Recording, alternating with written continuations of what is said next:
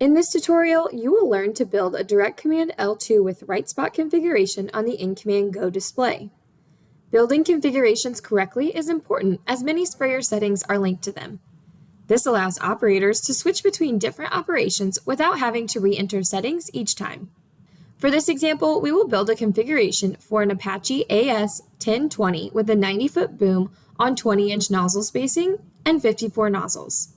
To begin, tap the Application app on the home screen. Tap the green plus to begin building a new configuration. Tap the green plus to begin creating a new vehicle. Select Self-Propelled Applicator from the Vehicle Type dropdown, then select the make and model of the machine. Tap the next arrow. Tap the green plus to add an application channel to the configuration.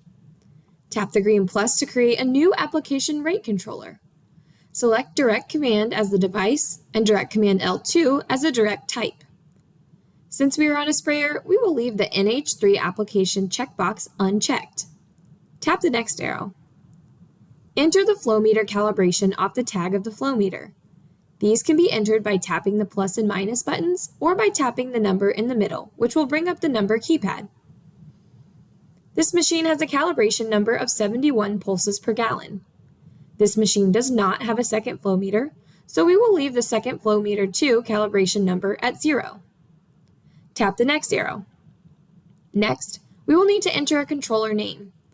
If you have more than one liquid application controller on the farm operation, you'll need to make it specific to this machine. For this example, we will leave it at the default name and tap the green check.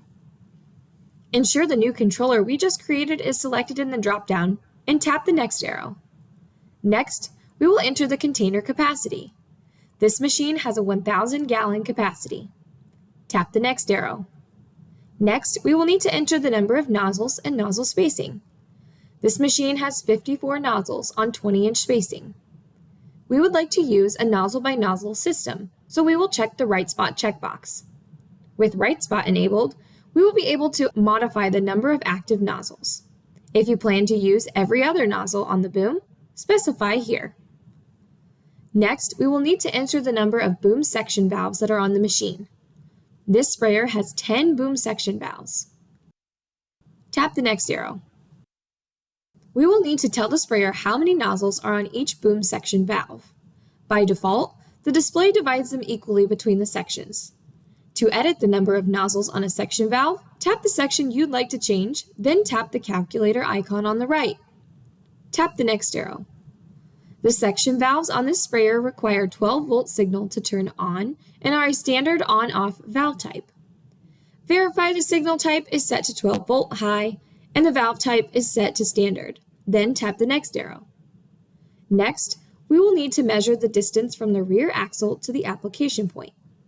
This machine is 6 feet from the rear axle to the nozzles on the boom.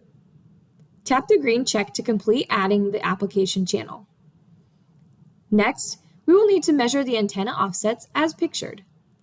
Tap each graphic to enter the offset. Once the offsets are entered, tap the next arrow. Next, we'll need to name the vehicle. If there are multiple machines on the operation for the same make and model, it will need to be made specific to this machine. For this example, we will use the default and tap the green check to complete the vehicle setup. Verify the new vehicle we just created is selected in the dropdown and tap the next arrow. Verify the primary speed source is set to display GPS and tap the next arrow. Enter a name for this configuration. For this example, we will use the default, which is the vehicle name, and tap the green check. You have now learned to build a DirectCommand L2 with RightSpot configuration on the InCommand Go display. For more information on setup and settings, please refer to the Operator's Manual on the Ag Leader Knowledgebase. If you'd like to see more short tutorials from Ag Leader, please subscribe to our YouTube channel.